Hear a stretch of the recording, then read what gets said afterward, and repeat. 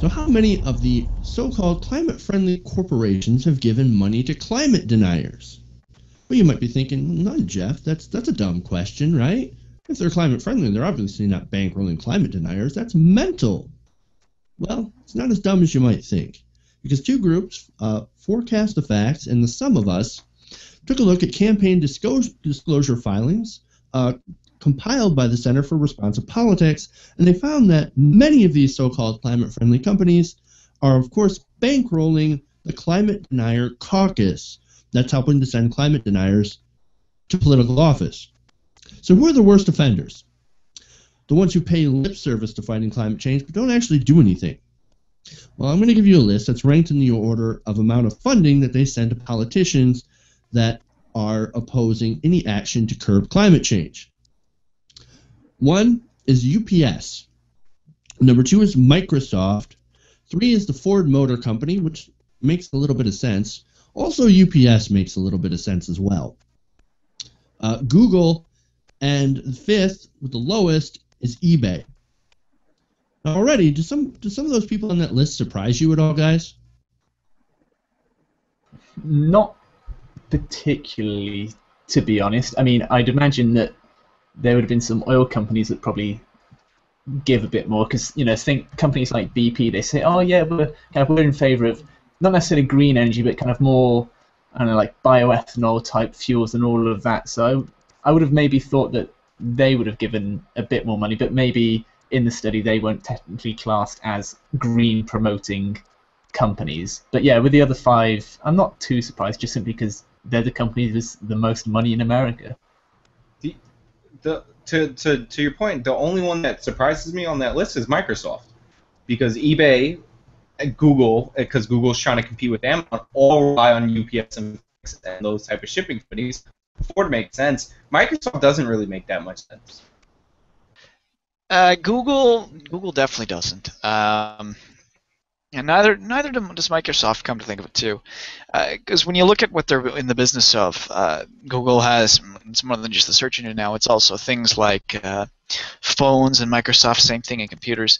A lot of that stuff requires things like rare earth metals, which kind of require some mining, and arguably has some environmental impacts, and probably does contribute to global warming. So if the resources you're getting might possibly contribute to that, say, it wouldn't surprise me in the slightest. Sean's shaking his head, so I'll let him chime in. He's probably going to tell me prove me wrong. I'm shaking my head on Microsoft because Google, like, they have Google Shop. There's a whole bunch of things in Google.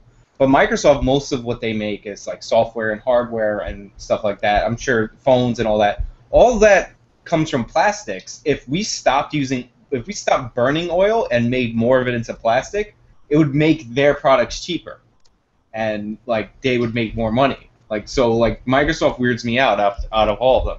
Yeah, but the filaments in the microchips, the gold used as conductors in metals, that makes it a little more. That's where I was going with that. That was my thinking, was because they do have to mine for that stuff. So maybe that would be why they'd be on that list. I mean, because when you're putting out millions of computers a year, you do need a fair bit of rare earth metals. So that's my thought, at least. All right, Julie. I was just I'm agreeing with Nick. It is they are putting out a lot of resources, or bringing in a lot of resources that are negating the environmental impacts that they could be doing, or they could be making things a little bit greener, and trying to find things other than these precious metals, etc., to make these chips with. So. All right. So I have some more notable findings from this study, from these filings, and that would be Chevron gave actually a lot less than UPS. They gave about $1,200,000. ExxonMobil, no surprise, gave about $2 million to anti-science candidates. But something that did surprise me from this, which I'm surprised that they're not considered one of the worst offenders because they gave the most amount of money, is AT&T. They give about over or just under $3.3 million. AT&T, a telecommunications company. So that's a little strange to me. Now, like I said, unlike Chevron, ExxonMobil, First Energy, these people on the list, a lot of these companies, like I said, they're not involved directly in energy. So I tend to think that it's more of on the taxes and regulation side of this. I think climate denial and pro-business policies tend to go hand in hand with a lot of these climate-denying politicians.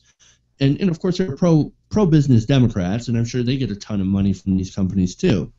But I think it's really hypocritical for you to say that you support, fighting efforts to fight climate change when you fund Ted Cruz. For example, Google gave Ted Cruz $12,500 in campaign contributions. And look, let's be completely honest, it might not be even from these companies directly. It could be through ALEC, the American Legislative Exchange Council. And to Microsoft's credit, they dropped ALEC this year. The rest of the worst offenders on this list, however, that still give lip service, they're still part of ALEC. So maybe that's where a lot of that funding actually comes through. They just give it to ALEC, and ALEC gives it to these climate-denying politicians. The thing is, I don't actually have as big a problem as a liberal should have with this, because a number of weeks ago we did a story about Facebook giving donations to an anti-LBGT kind of state legislator or something, and we're seeing kind of Facebook is always promoting kind of positive about gay rights, but they gave it to someone who's anti-gay. And in these cases, all of these companies, they're all saying, oh, we're pro-environment, kind of we all want green stuff, and yet they're giving it to these climate change deniers. Well, the thing is, they're probably giving this money to the climate change deniers and kind of those candidates, not because they're climate change denier candidates, but probably because they promote, I don't know, net neutrality for Google's case, or maybe they're promoting some other business cause, and it just so happens that they're climate change deniers as well. And whilst that's a bit of a pain for these companies like Google and AT&T, they care more about another policy that the candidate is going to vote in favor of than for the climate change. And so at the end of the day, they're amoral. They don't particularly care. They're just looking for the best outcome for their business. And if climate change has to take a back seat when it comes to a certain politician, then they're still willing to give money to that politician. So I don't think it's as bad. They're not actively giving it to climate change deniers. It just happens that these candidates are climate change deniers. Well, Stephen, let me push back just a tiny bit on that. You use the discussion, the anti-LGBT candidate, and okay, they have a better. I see your point. Remember, I kind of agreed with your point that okay, there's bigger fish to fry, right? And so, okay, net neutrality is a worthy cause. The problem is with climate change, that is a major issue. I'm sorry to say this to my LGBT friends, is that the climate is much more important at this point because we're pretty much dooming our civilization to fucking oblivion. So your argument, Stephen, sort of falls flat just because of the scope of what it actually is. It is a bigger deal. It is something to get mad about because climate change is ultimately going to wreck us, and it's also going to wreck businesses.